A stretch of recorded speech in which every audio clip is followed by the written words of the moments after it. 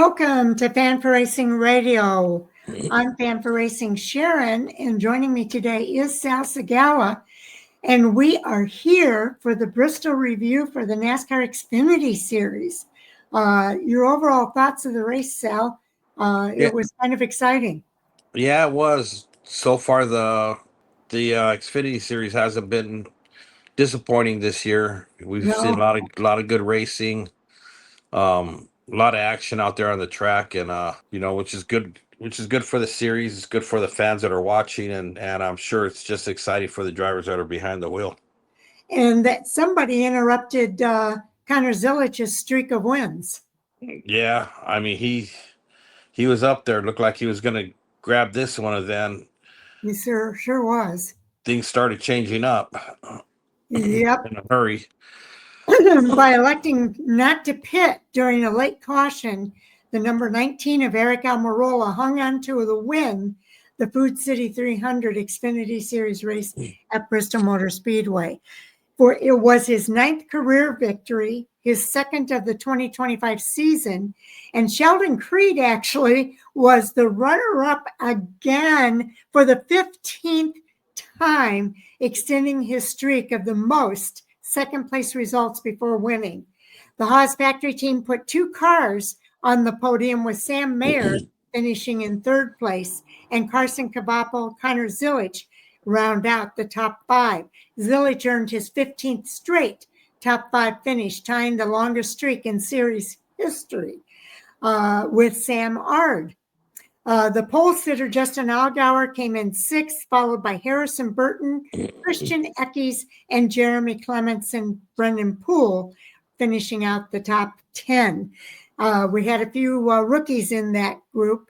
There's playoff drivers finishing outside the top 10 include Brandon Jones in 11th, Nick Sanchez in 13th, Taylor Gray 14th, Austin Hill finished in 19th, Jesse Love 25th, and Sammy Smith finished a disappointing 37th place. Allgaier and Zilich both earned playoff point for winning the opening two stages.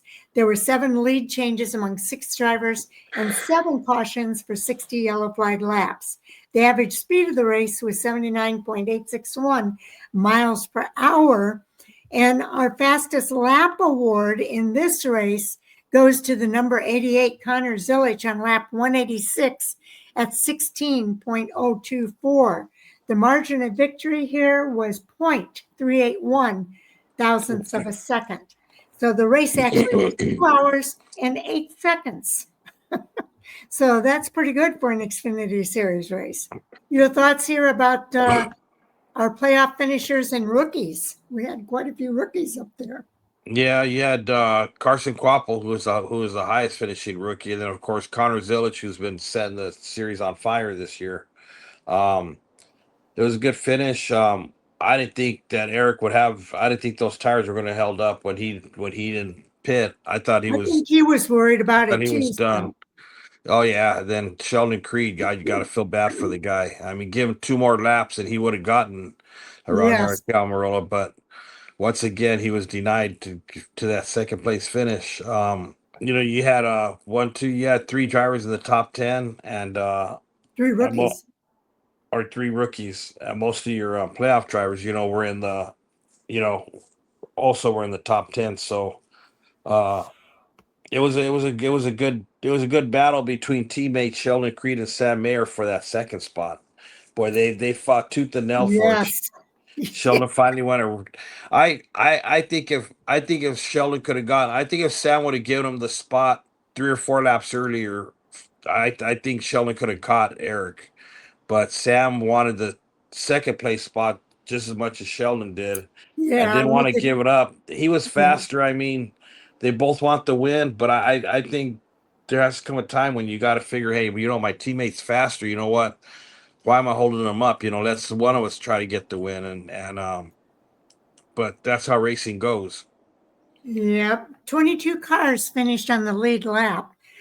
You're right. Those guys battling with each other kept both of them from winning. So it's kind of the competitiveness of the drivers, which is understandable. Now, there were some drivers that had some issues.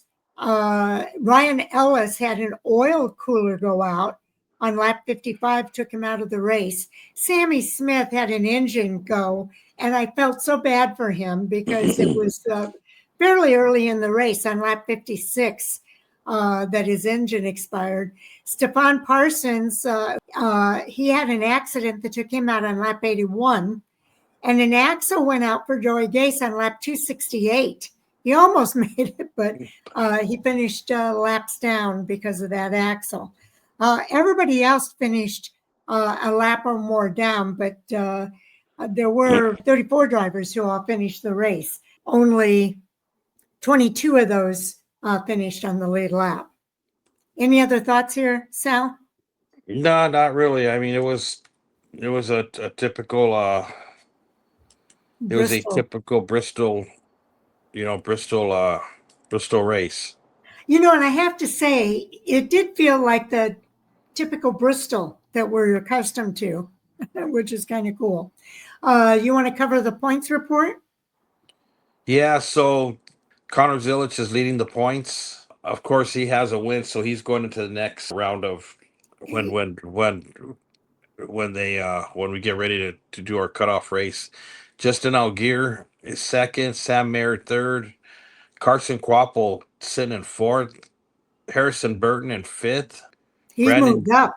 yeah, he has Brandon Jones in sixth, Sheldon Creed in seventh, Tanner Gray in eighth, who had issues. Nick Sanchez in ninth, Jesse Love in 10th, Austin Hill in 11th, Sammy Smith in 12th, and that rounds out the top 12. So you're looking at the cutoff line is going to be it's like Austin Hill has his work cut out. It's once again that penalty killed him.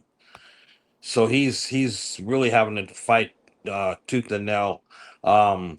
He's Sanchez, in a must-win situation if he wants to move on. Oh yeah, Sanchez is he's 3 points out of the last spot with Tanner Gray sitting in eighth, and then Jesse Love is actually Nick Sanchez and Jesse Love are both tied. So, but Austin Hill, Sammy Smith can almost count himself out of making it. But again, if he wins, he'll make it in. Oh yeah, if he wins, same thing with Austin Hill. Austin Hill's he can grab a win. But it's going to be hard to be Connor Zilic the rest of the season out. Well, we'll see what happens. This was the first race in the round of 12. They'll be racing the Kansas Lottery at Kansas Motor Speedway on September the 27th. And then their elimination race is going to be the road course at Charlotte on October the 4th. So they've got two more races and two more chances for drivers to improve their positions. I think Harrison Burton has just been remarkable in improving his chances. Okay, anything more you want to say before we move on, Sal? No, that's really it.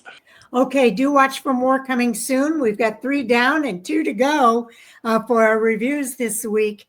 Next up is going to be the NASCAR Cup Series race at Bristol Motor Speedway. And do watch for more. And Sal, I haven't mentioned this yet, but we've got an interview coming up with Robbie Keneally today as well. So fans should watch for that interview to come out on Tuesday morning. Yeah, that's going to be exciting. And then we have our NASCAR Hot Topics tonight with Chris and Jay, where we'll talk about all the hot topics from the weekend. And that's at 10 o'clock Eastern. We have a live chat that you can join in with us and interact with us during the show. And then, of course, we'll do the previews for the upcoming weekend at New Hampshire, as well as the ARCA race at Salem. And hopefully we'll get our fantasy report in this week. So stay tuned for that on Friday. So with that, Sal, we're ready to say thank you to everybody for tuning in. Yeah, thanks everybody, and we'll see you on the next video.